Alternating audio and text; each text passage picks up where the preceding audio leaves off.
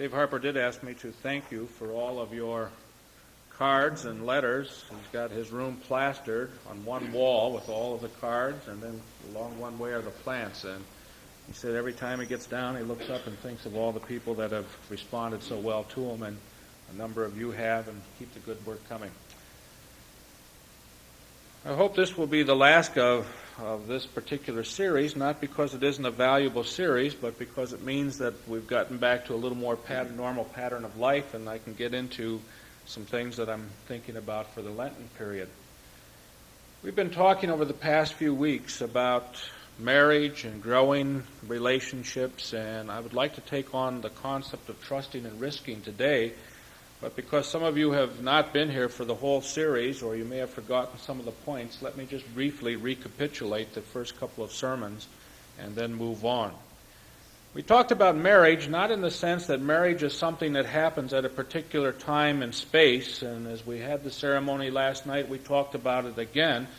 We used to think that as of February 3rd at 6:17, when the minister said, "I now pronounce you husband and wife in the name of the Father, the Son, and the Holy Spirit," that a couple was married. That's not true. Or that when the minister signed the license, the couple was married. That's not true. Marriage is something which is part of a continuum, a process. We are never really married. We are always becoming married. We are never really there. We are always growing towards. And when we understand the concept of growth, we understand that we have a continuing effort to put into marriage in order to make it work. That it's one of the most valuable, in fact, I argued in the sermon, it was the most valuable human relation possible. Which is not to belittle other extremely important human relations.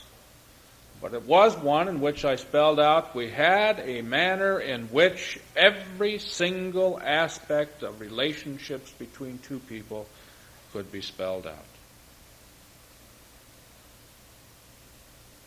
There's the value, and the effort is worthwhile. And one of the tragedies is we think we're now married and therefore we can quit all the effort we took to get there and just relax with it. And as a matter of fact, we need to recognize this is when the effort begins. And I said to the young couple last night, as I say to every couple, now that you've made this public celebration of the private fact, the real effort starts. The week following that, we began to deal with why.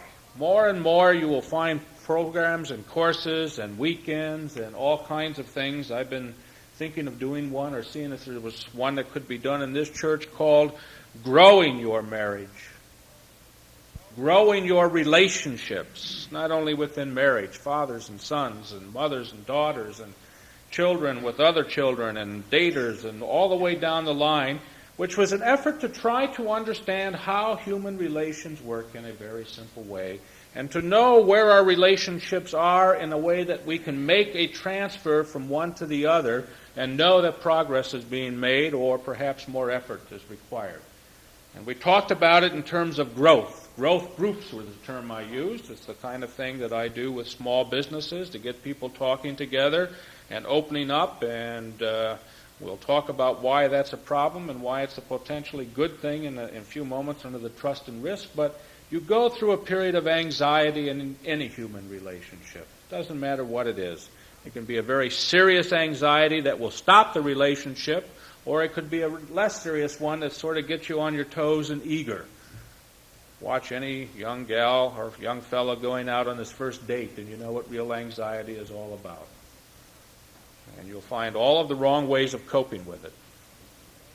Because, you see, you can't really admit it, because at that stage in your life you have to be super cool. And if you have to be super cool, it's very difficult to allow anxiety to show.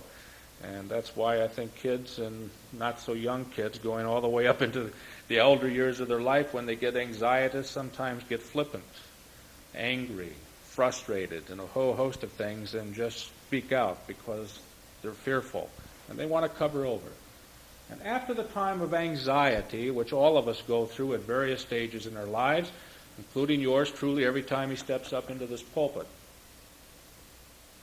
not a time that I come into the pulpit comfortably. I always come in with my stomach churning and sweating and upset and really worried. And I looked out and I know everybody, and there isn't anybody here that if I said, hey, I don't feel like preaching today, wouldn't let me get away with it once. And yet, I still come in with an anxiety because I have a certain feeling that I need to do something to help each of us in our own search, and if I don't do it, I am failing you, I'm failing myself, and that's enough to cause my stomach to churn. Now, after anxiety, there's a honeymoon. Ain't it sweet? The young guy or the young gal comes home, and it was a marvelous night. They're on cloud nine.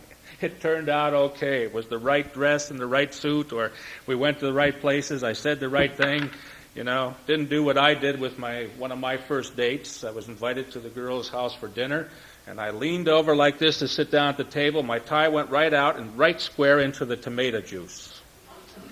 16 years of age. What do you do with a tie in the tomato juice? And I stood there like this, and I looked around, and it was a red tie, but it didn't help very much.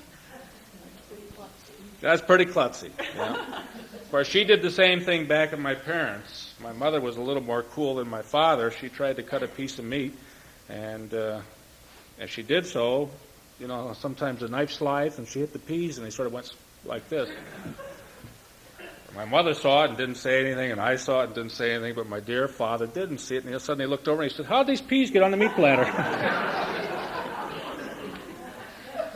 Well, that's the anxiety stage, but the honeymoon comes when everybody laughs and takes it a little easy, and, you work it out and you go with it. And the honeymoon's nice because during the honeymoon period of life, you do not have anxieties, you do not have anything, you just sort of enjoy it. Now, we all need honeymoons.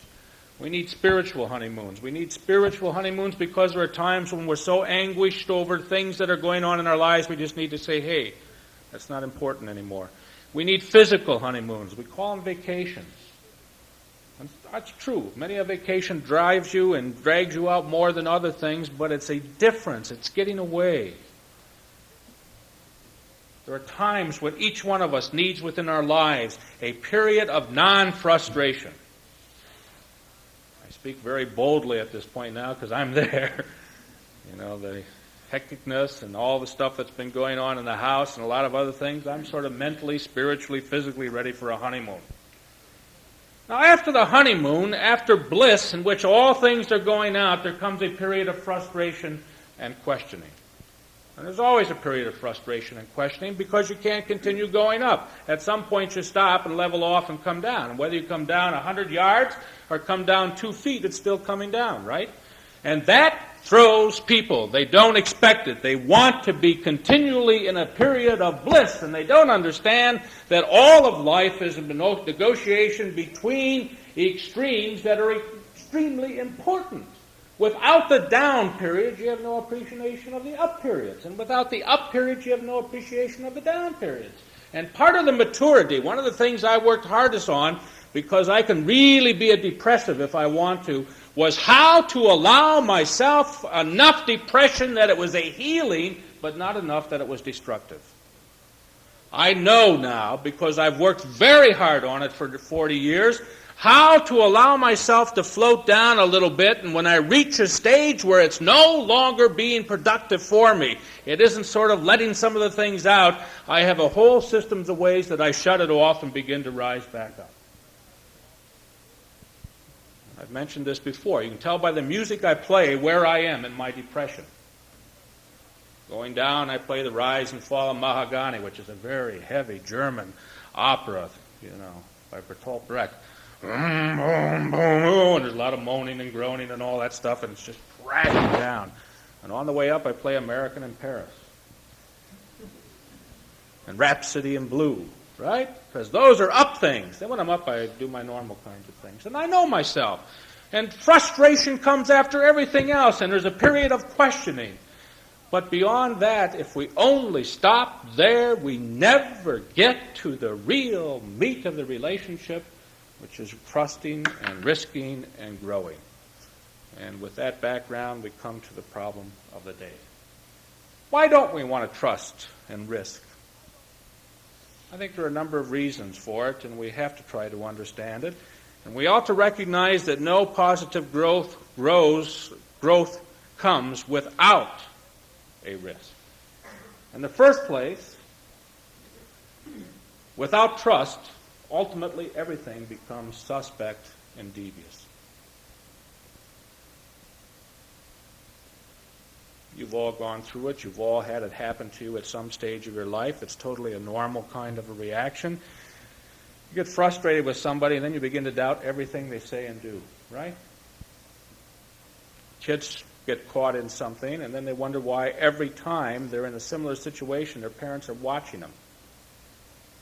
Right? I mean, you do it. You suddenly aren't aware, you become concerned that something is going to be happening, and you just want to keep your eye on it, and there's a frustration there, and you get very, very, very tight. Marriages occasionally that are in the process of real serious problems, people try to hold on to each other so tight at exactly the point they need to allow them a little freedom to breathe. And it's precisely the holding on to them at that point that breaks the thing apart. You've got to breathe a little bit. You've got to have a little trust. You cannot walk out of the house every day wondering what's going to happen with this friend or this mate or this child, because if you do, you are going to live a life of frustration that will just completely banish any hopes. But trust is necessary. We saw Friday night, one of the highlights of the week. We just got away after the wedding rehearsal. Noel Coward's Blithe Spirit out at Meadowbrook. Now, it's not a great play. It's corny as all get out. It's melodramatic in points.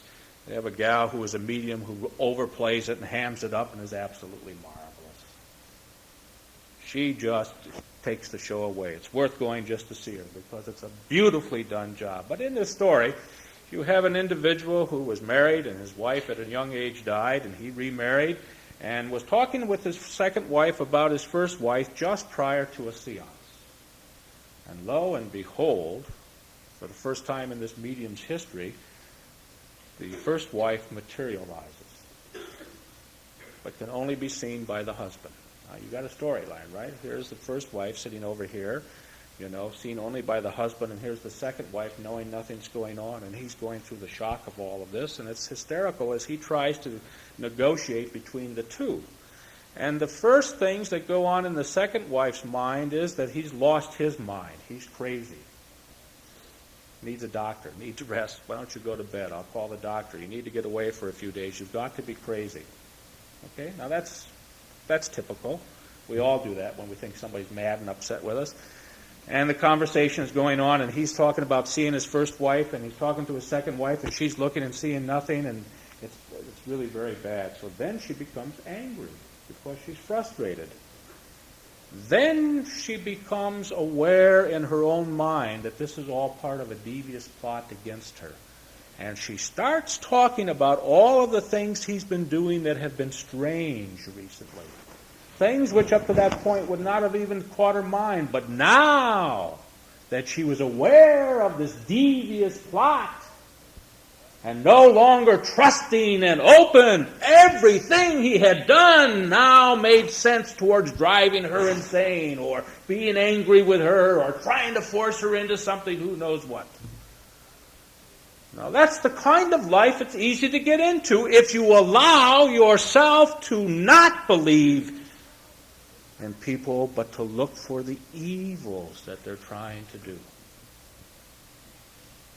Now, we're all friends here, so you won't get upset if I say we went through that in this church with the township. We began to feel that the township around here was sitting over there night and day plotting ways to throw roadblocks in our way. Got to a point that everybody's sitting around here like this, I counted 8 police cars behind me in one day. I never looked at police cars before, but I finally said to Chris, they're following us. We stopped off for lunch up here one of the days that we were moving, and I looked, and there's a police car parked across the street. I said, my God, they're following us even here. This is the 8th car watching us, and you begin to get like this, and, sounds, strange sounds on the telephone. They're tapping the telephone, and after a while you start laughing about it, but you get whirls and whirls and whirls, and when you you hear somebody else on the other line, kind of that happens occasionally when phone wires are cold and all that, and I'm sure it's the, whoever it is, they, listening in on the conversations. Well, you see, once you get to that point, everything becomes devious and you can't trust anything. And you see it in the inner city, you see it in the outer city, you see it in terms of fear. People are so afraid of what's going on that they will not risk anything because they don't trust anything. And people get to the point where they're constantly counting and checking and watching and doing and doing and doing and doing and doing. And what kind of a life can you have if you have no trust? And the way I break out of it for myself when I get into one of those moods is I say, am I trustworthy? And you know what I find out? I'm not. And that's what scares me about other people. You see, what it really means is that I'm beginning to treat other people and think about them like I think I'm capable of doing. And it's only when I realize my higher capabilities and that while I may have a real scandalous, scheming nature on one side, I still have a very wholesome nature on the other side that generally is functioning, that I'm willing to work with people at that point and say, okay, generally they're functioning too. I think the second thing about trusting in risk is that risk means being open. And oh, how that bothers us. We talked a little bit about this last week, but I think it's one of the most important things. You cannot have a relationship and expect openness from other people unless you open up yourself. And who wants to be open and known? Well, I think all of us do ultimately, but we're so terrified. I have never met people as ugly as normal, healthy, beautiful, wonderful people think they are. I don't know why. We talk about the fact that it takes 10 good statements for every bad statement. You tell your kid once, you're a rotten kid for doing so-and-so. You've got to say 10 times to him, hey, that was marvelous. Hey, that was good. Hey, that was beautiful, before you even get even with that one time. And yet part of our whole existence in life is telling people what's wrong rather than spending our time telling them what's good. So we wonder why kids grow up with the idea of feeling insecure and unworthy. We're trying to correct them. We somehow or another assume that goodness is natural and lack of goodness is evil. I think we ought to change the assumption. I think we ought to assume that when a kid's rotten, he's being normal. And compliment him when he's not rotten. That's where the teaching ought to go. I think we ought to spend time saying thank you to one another. I sat in a session with a corporation a couple of weeks ago, and I said, how many times today did you get told off? And they're all sitting there like this, and I said, and how many times today did anybody say thank you? Oh, they don't have to thank me, it's my job. Baloney. You ought to say thank you. You ought to show appreciation. You ought to recognize that people are doing, even when they're doing what they ought to be doing or hired to be doing, it's something of importance. And the human relation says, say thank you, put your arm out and touch them and let them know that you really feel appreciative of what they're doing. But openness is very difficult. We're afraid. We're afraid that somebody's going to stomp on us or find out something about us. And it's true. Most of us aren't open because we've been cheated upon in our lives. We've opened ourselves up and somebody's come in and seen us and then laughed and ridiculed and told. And our innermost secrets have been spread about, and we felt guilty, and we felt concerned, and therefore we are determined never to let it happen again. And how sad that we allow one person who hatefully despised us and used us to run the rest of our lives. Now think about that. The real feeling of bitterness and hatred towards an individual who has somehow or another abused us is such that we want to exercise that hatred, not allow it to continue running our lives. And every time we cover ourselves up because that one person or that two people or the four people, it doesn't matter, did something to us, we are allowing them to continually give direction to who we are and what we are and where we're going. It's only when we are still free, choosing, aware, intelligently to open up to other people that we can begin to risk what it means to trust. Then growth develops. There's one last thing I want to say. When you are to the stage of risking and trusting, you are at a point in life where disappointment is bound to come unless you understand the process.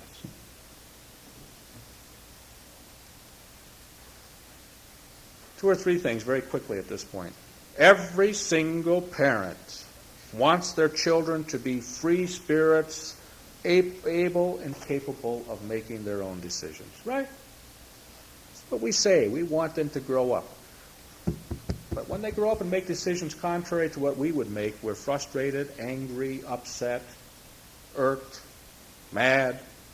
Where did we go wrong? The whole bit. Now, there's an egotism involved there that says what I do is so wonderful that I'm sure if they are free and intelligent people, they're going to decide just like me. It's not true. Because it's not just the old different ways and different strokes for different folks kind of a thing. It's a whole series of different perceptions and needs and wants. And part of what trusting and risking is a willingness to accept the decisions of other individuals even though they run contrary to your own hopes for them or your relationship. Because without that willingness, you do not have trust, you have manipulation. Now that's tough. That's very, very difficult. It's even more difficult when the decisions are obviously wrong.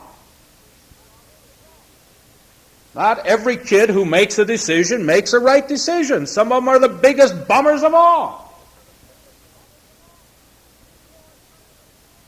And you know it and I know it. And the reason you know it is because you did it with your parents, who sat in a room like this and talked about how they had given to their kids and why in the world did they make such a dumb decision.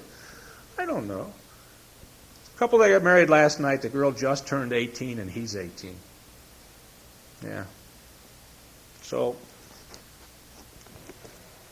talking to the grandparents on one side afterwards, and she said, they are awful young, aren't they? I said, they sure are. And I said during the ceremony, as we were continuing the conversation, that we needed to recognize that their youth will give them a drive, an enthusiasm, and we can't help them by holding their youth over their head. But I said the beautiful thing of it is they're so naive, they have no idea of what's ahead of them. And I said to her, though, I said, would you have made the same decisions if you had known what was ahead of you? And she smiled and she said, no, I went into it naive too, and there's a certain beauty to being naive and rolling with the punches as it goes. Right? Now, we've all been in there. Thank God that there are people in ages and times, that are willing to make the commitments to each other and continue to go. Who wants to point out the pitfalls? They'll find them. Part of what the decision-making process is that as a human being, I am willing to trust and risk to the point that when you make a decision, I am willing to accept that it's an honest decision. You may think it's wrong. Not directed as hostilely towards me, may not agree with it, it may upset me, and will not break our relationship even though it's causing me anguish. Now that's much better than a Pollyanna thing that says anything you do is all right with me. I will not have a broken relationship because I disagree with what you're doing, the way you're doing it. I will not take it personally that you are trying to manipulate me and hurt me and my inner soul. And I will continue that relationship because while I disagree and will tell you why I disagree, our love for one another and our common humanness will hold the bond together. Now, if we can get to the point where we can really do that, I think we will have a magnificent breakthrough in our relationships with one another. Am I right? It's tough. It takes work. And the one thing I said to these two kids is that you will have to put the greatest amount of work that you've ever put into anything to your future together. You've got problems ahead. You've got special kinds of problems. You've got educational problems. You've got work problems. You've got potential problems in terms of what your work potential is. You've got a whole host of problems. But that is part of the fun of life. Solving, overcoming, creating, and building. And if I stop and think about any human relationship and what could potentially go wrong with it, I would draw myself into a closet, close the door, and refuse any contact with other people. But if I recognize the joy and the happiness and the potential and the hard work and the creativity and the enjoyment of reaching out and touching and being and knowing and being known, then I can leap out of the closet with joy and say, sure, I might get hurt. Sure, I might get ached, have aching experiences. Sure, there might even be those who will abuse me. But under God, I am willing to trust and to risk and to be open and to learn with one another.